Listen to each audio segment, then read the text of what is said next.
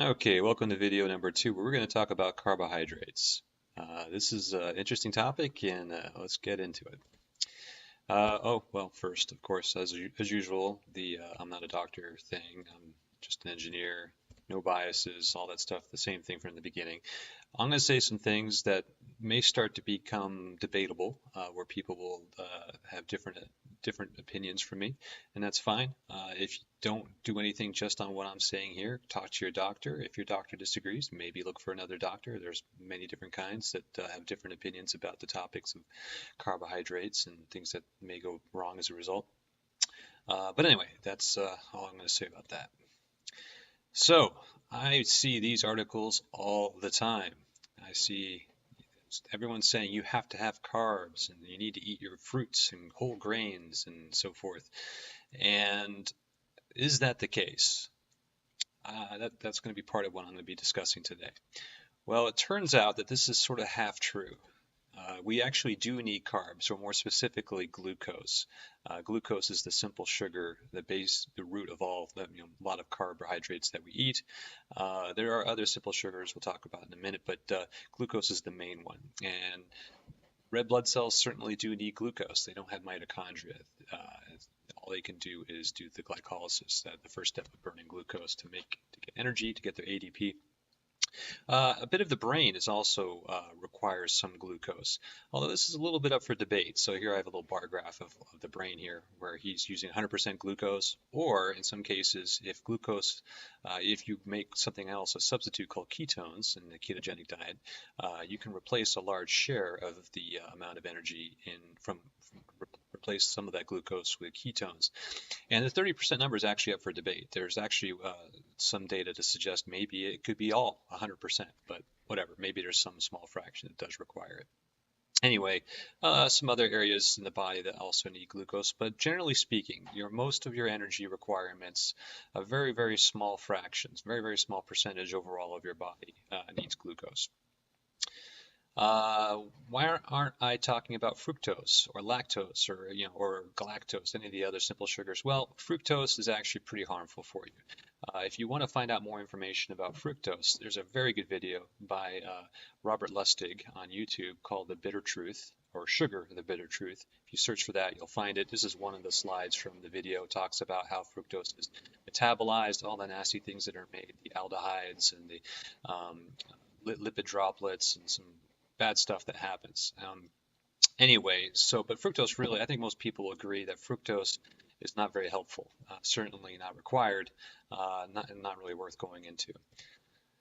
But anyway, let's get back to the term essential. Essential really means that your body can't make it from other ingredients it has laying around. You actually have to eat this specific thing if it's essential in order for, so your body can get done what it needs to get done. So in terms of fats, there are some essential fatty acids. There's some omega-6 type and omega-3 type. I'll spare you the names of it. I have some abbreviations here, but just to give you an idea, for example, this is lineolic acid and gamma-lineolic and arachidonic and alpha-lineolic and, geez, I can't remember. This is like eicosapentaen. I forget it. You have some crazy names, but these all have to be eaten in order for your body to use them. And your body can't make them, or it can make maybe a couple of them in rare situations, but generally speaking, you got to eat these. Okay, so fats. Also, amino acids. There's roughly 20 amino acids out there. 9 of them are essential, meaning you have to eat them from some source, and your body needs them in order to make proteins, structures, in your body, and other things. So fats and amino acids, they certainly have some essential components. But glucose, carbohydrate, not really. Glucose over here, we can actually make through that process we discussed in the first video called gluconeogenesis. And it takes different inputs, but amino acids are generally the ones I hear about the most, where it can convert those into the glucose as much as we need. So as long as we have this lying around, we can make all the glucose that we need. So if you're going to pick one of the 3 macronutrients, fats, amino acids, or glucose to call essential, well, you better not be calling glucose essential because it's the one that we can make. All right. But we do need glucose in our blood, one way or another, whether we make it or eat it. We do need some in our blood. And generally speaking, we have roughly, most people that don't have any issues with sugar, diabetic issues, roughly is under 100 milligrams per deciliter, which is roughly about 4 teaspoons of glucose in the bloodstream. Now, if you do have some issues, you'll have some higher amounts. So we'll talk about why in a second. But right after you eat, you'll notice that obviously things go up because anything you eat will get dumped into the bloodstream, any glucose. So that'll elevate. So between these two numbers, you kind of alternate back and forth or oscillate. But that's what it looks like. Now, why is there a problem with glucose? Well, the reason there's an issue is that all these monosaccharides, whether it's glucose or fructose or whatever, have this thing called glycation that they do spontaneously. And this basically means, this whole paragraph here is essentially saying that glucose and other monosaccharides like to bond to proteins. They, for whatever reason, just love to bond to them and screw them up. And that's what glycation is. And so that means that sugar attacks the protein connective tissues in your body between muscles and bone and stuff. And so that changes their color. It makes them less elastic, so it becomes stiffer. You also have advanced glycation end products, things that occur at the end of that reaction, which they in turn, some of them are no big deal, some of them are very vicious, and they in turn will attack parts of the body.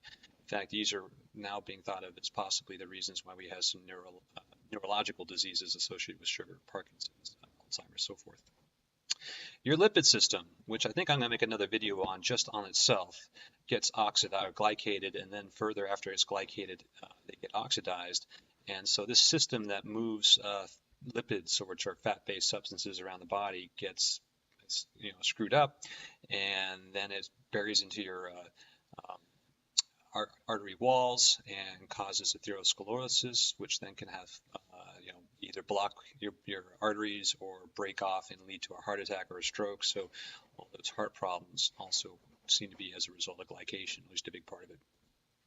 Red blood cells are attacked. Red blood cells are proteins. They're made out of amino acids.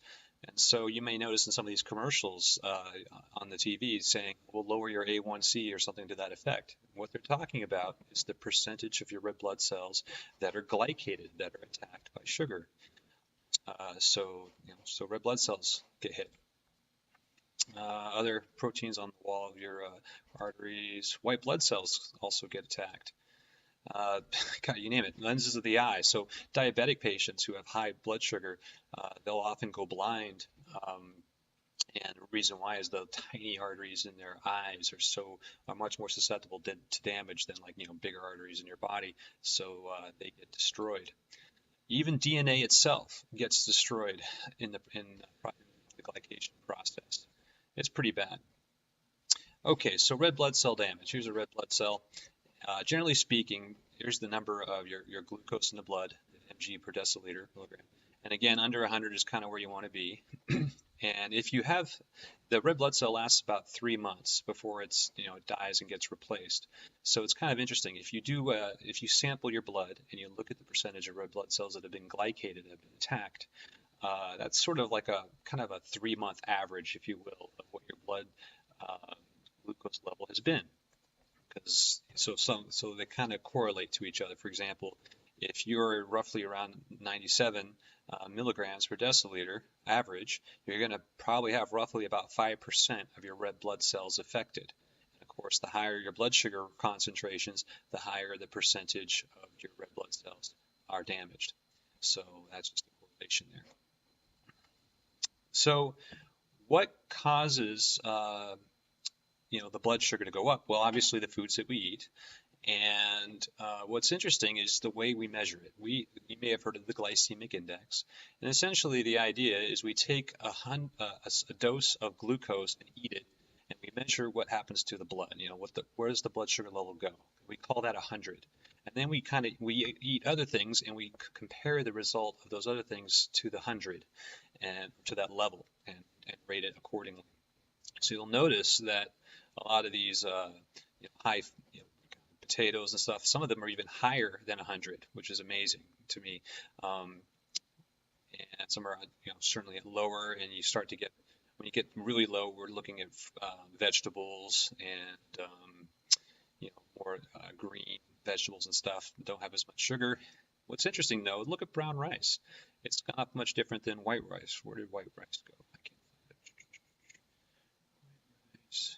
find it. Well, I'm sorry, it's been a while since I found it, but it's still very high. So a lot of people go, well, I'll be healthy today. I'll eat the brown rice instead of the white. There really isn't a heck of a lot of difference. You get a little bit more nutrients in it because the brown part, the endosperm of the of the rice grain itself has some nutrient value to it, sure, but the glucose is still there underneath, and so you're going to still have that reaction.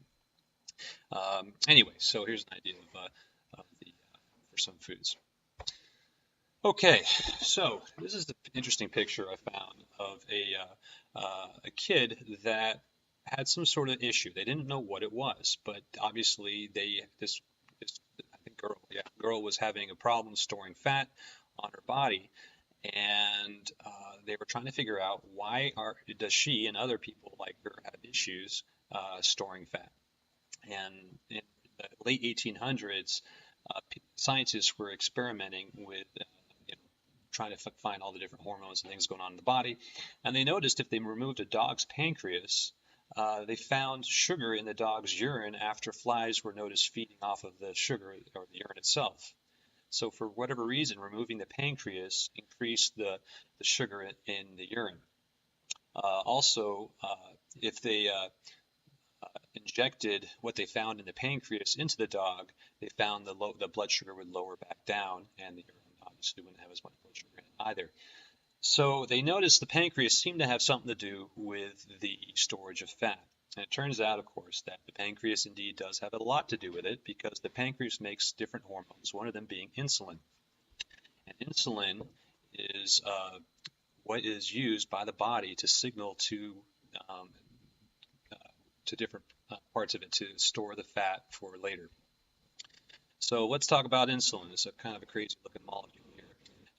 Made in the pancreas, and what I also thought was interesting was insulin, the role of it, I should say, let me start with that, is to lower your blood sugar. And if you think about it, one way to lower your blood sugar would just be to have your kidneys filter out the sugar and just pee it out or something. And that would work. And the reason why you want to lower the blood sugar, of course, is because you want to avoid a lot of that glycation. Your body has learned over time that this glycation results in damage and needs to reduce the blood sugar to keep you safe in the long term. So this is why insulin is here. And so your pancreas makes it, and it lowers the blood sugar through a few different steps. Oops, sorry, it's made by there's some cells in the pancreas called beta cells that make the hormone insulin. And yes, it is called the fat storage hormone by many. And let's see if we can lower the blood sugar but not throw away the calories. Any organism that evolved to lower the blood sugar to keep it safe, but not throw away those calories so you can use them, in another day when maybe food is not as abundant, they would have an evolutionary advantage. So certainly anyone who figured that out would do better and succeed, and that's certainly what's happened. Okay, so what does insulin do? I'm not going to show all these little things. All I'm trying to show here is that you have glucose in the blood, here's a cell, and there's a receptor for insulin, kind of like a jigsaw piece. And insulin, this yellow guy here, bonds to the receptor and causes something to occur. These are called glucose transports, whatever, who cares? All it does, though, is it allows the cell to bring glucose inside where it can be burned later. You cannot do that if you don't have insulin. So that is obviously a big deal. So if you can't make insulin, which diabetic type 1 patients cannot, you're in trouble. You need to go find some insulin and inject it so that this process can occur and your cells don't starve, because they won't do it by themselves for some reason. It's just how it works. So that's number one. Method number one to lower the glucose, push some of it from the blood into the cells who has some room for it. Method number two is for your liver to take some of the glucose in the blood and turn it into a starchy kind of form I talked about in the first video called glycogen, which is essentially, here's glycogen here. It's a bunch of glucose molecules kind of in a weird pattern linked together.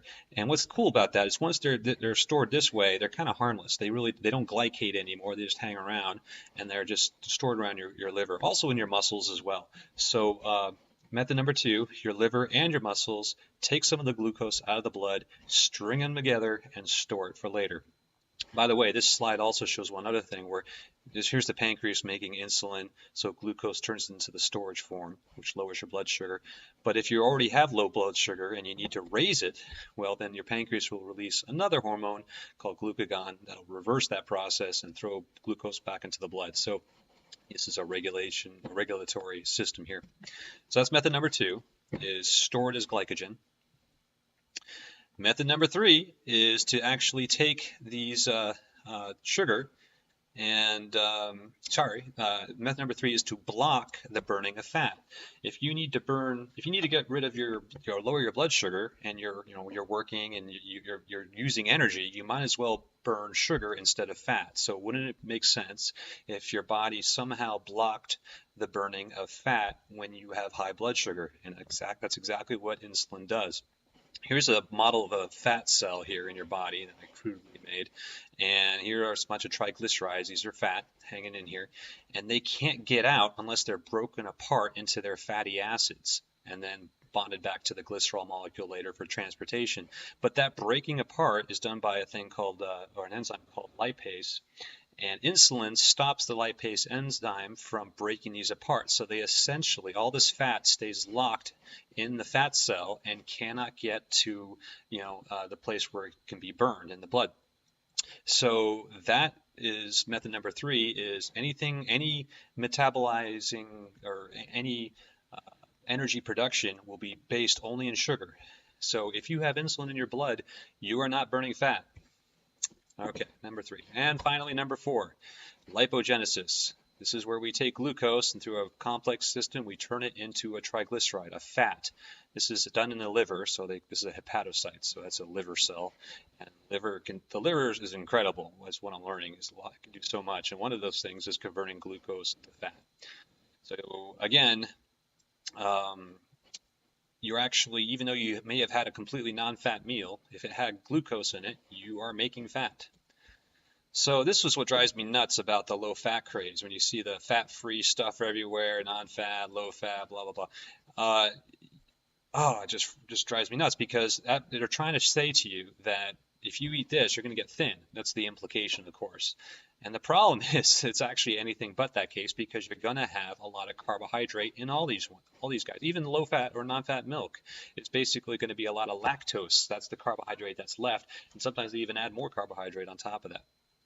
So anyway, you're going to turn this all into fat, and you'll have the same effect. So this is not a solution if you're overweight. Oh, there's one more. Reduce fat. So again, turning sugar into fat, your body's very good at doing this, because sugar is composed of carbon, hydrogen, and oxygen, and fat is composed of carbon, hydrogen, and oxygen. It's just a different structure, and your body knows how to turn one to the other. And by the way, it does this because fat doesn't glycate anything. It doesn't destroy anything. So it's a lot safer to store energy in fat form. And also, it takes less space for the same amount of calories. So it's a much more efficient way to store energy as well. So your body's really amazing and smart in doing this. But just be aware that it is. Okay, so that whole process of trying to regulate a system, by raising or lowering blood sugar, as an engineer, see this a lot, where you're trying to regulate and keep things somewhat on track. And I'm trying to remember the exact reason I put this slide on. So we do this a lot, temperature, all these different things your body is trying to maintain some stable level of. And glucose, the blood sugar level, is no different.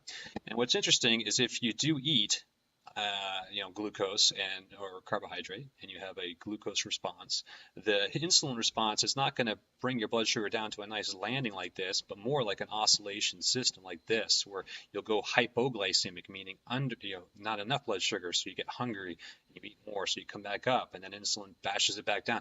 It doesn't seem like this is the way the system's supposed to work, because your body's not very good at a nice green landing in this case. Anyway, here's a graph of what it might look like in your body throughout the day. When you eat breakfast, you spike your blood sugar, which is the red, and then the blue insulin comes up, right in tandem and drives it back down. So you have glucose up, insulin pushes it down, glucose up, insulin pushes it down, and then you sort of kind of lower over time when you're sleeping. Okay.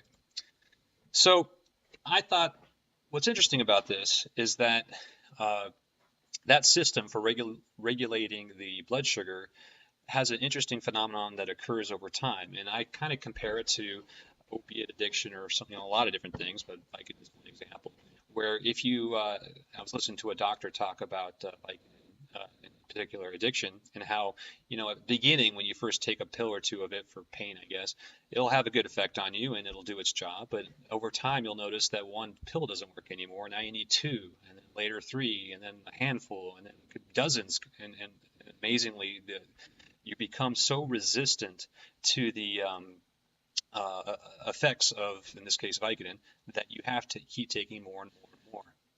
Well, insulin is no different, unfortunately. Our body, if that system of lowering blood sugar, which is basically through introducing insulin into the blood, if that's used over and over and over again, you have the same phenomenon occurring. So, for example, if your blood sugar goes up, then your insulin goes up to bring it back down. And again, if your blood sugar goes up, you may need a little bit more if you become more resistant to the effect of insulin. Just even if it's the same amount of glucose, because you keep doing this battle over and over day after day, it's going to eventually take more insulin. And unfortunately, higher amounts of insulin in blood is just going to make this effect even worse. It's a snowball effect. So now the same amount of sugar, you're still going to need to, your pancreas is going to notice it's going to need to make more and more insulin to deal with the same amount of glucose, to the point where it really won't be able to do the job completely anymore, and you're going to start walking around with elevated amounts of glucose or hyperglycemia and the consequent high amounts of insulin, constantly trying to drive it down but not doing it perfectly. So you have both hyperglycemia, elevated blood sugar, and hyperinsulinemia. And let's see, I think I keep going. So at some point your pancreas is just maxed out and cannot get the job done anymore. So when at some point, by the way, somewhere along the line here, we have become what they call pre-diabetic type 2. I'm not sure exactly where pre-diabetic is, but eventually, if you continue down this path, you'll become, full-blown diabetic type 2, where the only way to really handle these elevated blood sugars is to inject insulin. Your pancreas cannot make enough anymore to even come close to getting this blood sugar knocked down, that you have to go out and buy some insulin. So you are at extreme levels of insulin. Now, notice I didn't say you had to be overweight for this phenomenon of insulin sensitivity to occur. In fact, it happens very commonly with athletes who are burning off all their calories so they don't get fat, but that they're still using this system day after day after day, and they eat a lot of carbs. In fact, this one gentleman, Tim Noakes, wrote a book called The Lord of Running. He's a marathon runner himself, and he later found out he was type 2 diabetic because of this very reason. And so he had a change of heart, and he even had a chapter in his book about how to eat carbs and carb load the night before and all that. And there's a famous video, I haven't seen it, but I heard about it, where he rips out that chapter and says he was wrong, and he apologizes and said that is just not the right thing to signal to people, because I don't want that system to get overused and then diabetes type 2 to occur. So anyway, this is just a little snippet from one of the things one of his presentations. Insulin resistance is the real problem. Okay, so who cares? So what? You have to add some insulin, inject it. That sounds like a pain, but have some hanging around the house, you're good to go, right? Problem is that insulin resistance is essentially linked to pretty much all the new diseases that we've seen in the last 150, 200 years of the human condition on this planet. So all kinds of things, whether it's related to heart problems, cardiovascular problems, neurological problems, you name it, it seems to have cancers highly correlated with that, all seem to be the effect of insulin resistance. So here's a list of what you can expect if you fall into this trap of insulin resistance and don't claw your way out. You can have a large waist. In fact, having a large, abdominal fat is a very high, is a sure sign or pretty good sign that you're probably insulin resistant. But you don't have to have a large waist, as I discussed earlier. You could be burning off those calories. You'll have high triglycerides in the bloodstream. because your cells in your body are not burning fat because insulin is blocking the burning of fat, so it builds up in your blood. Low HDL, that's the good cholesterol that you want a lot of. Obviously, you don't want high blood pressure. Obviously, you're going to have elevated hyperglycemia. Some other things, oxidized LDL, that's the bad stuff that causes heart attacks. Polycystic ovarian syndrome is very common with the metabolic syndrome. We talked about most of this stuff. Amputations, even Alzheimer's, which some people some doctors are advocating to be called diabetes type 3. And Parkinson's, there's some strong indication that there's a correlation there as well. Okay, blindness we talked about, inflammation. Okay, so this is the reason why you got to be careful. And this is the reason why when people ask me, why are you on a ketogenic diet? I'll answer, well, I lived the first 40 years of my life high carb. I mean, I was Mr. Slurpee and Ho-Ho and Twinkie, believe me. So I know I've done my share of carbs. I'm trying to bring back my insulin sensitivity and maybe not have any issues like this. It takes a while to undo, and I don't know if you're ever fully out of the woods, but you can certainly have a good effect if you take charge of your life as soon as possible and undo some of the insulin resistance that you've done in the past. In fact, so diabetes type 2, which is, again, insulin resistance essentially, it seems like you can definitely positively attack it, I guess, or combat it with a low-carb diet. There's plenty of studies now that are coming out saying that low-carb is the way to go if you want to bring down your A1C and your diabetic condition. So it's interesting, though. Some doctors on the other side of the conversation will say that fat causes diabetes, which is an odd thing because fat does not raise insulin at all. Insulin is raised simply because of glucose only. And so you would think that, therefore, reduce glucose. But some doctors will disagree. So there is some differing opinions out there. Just another study talking about low carb diet. I mean, there's like, go to PubMed.com or wherever it is and look up low carb diabetes. You'll see as many studies as you'd like to read about positive correlation between low carb and dropping diabetic symptoms. That's the end of this show, but I did want to show one thing real quick. This is one thing that drives me nuts. I'm going to go to diabetes.org. So here is American Diabetes Association, excuse me. This drives me nuts because you would think that this place would be all about, at least type 2 anyway. Type 2 is where you're resistant. Type 1 is where you don't make the insulin in the first place. So that's a different condition altogether. But anyway, you would think that, to talk about food, for example, what can I eat? It talks about, I don't know, grains and starchy vegetables. So it says eat whole grains, eat potatoes, eat brown rice, eat whole wheat, wild rice, buckwheat. Just drives popcorn. Huge, very high glycemic load. So much glucose here, and they're not really being helpful here, I guess is what I'm trying to say. There should be truly the American Diabetics Association webpage should just be 2 words: low carb. That's all you need to know. That's how you treat it, as far as I'm concerned. But again, talk to your doctor. But what's interesting though is if you go to About Us, let's find out about this group a little bit. And who is supporting the Diabetes Association here? We have different levels. Here's the top level. Oh, my computer's so slow right now. All right, we got a lot of pharmaceutical companies, and I actually started making a grid of all the products that these guys make, but it was pretty much the same thing. It's either insulin, so if you need to buy insulin, you buy it from them, or the way to deliver insulin, the actual mechanism, the thing that sits on your hip and will dose you automatically. That ain't cheap, I'm sure. Also drugs that are designed to make you slightly more sensitive to insulin or whatever. I mean, things along those lines where if you're diabetic, you need their products. So in other words, if you're not diabetic, then they will not make as much money. So you may see that there's a little conflict here between where this association gets their money from and the actual mission of the association, which I belief should be to lower diabetes, but that obviously runs in conflict with their sponsors. Something to think about.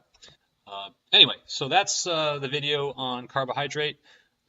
Stay tuned for the next video. Not sure what it's going to be about. Maybe the lipid system and cholesterol and things along those lines, because certainly an interesting topic about diet as well. Thanks for listening.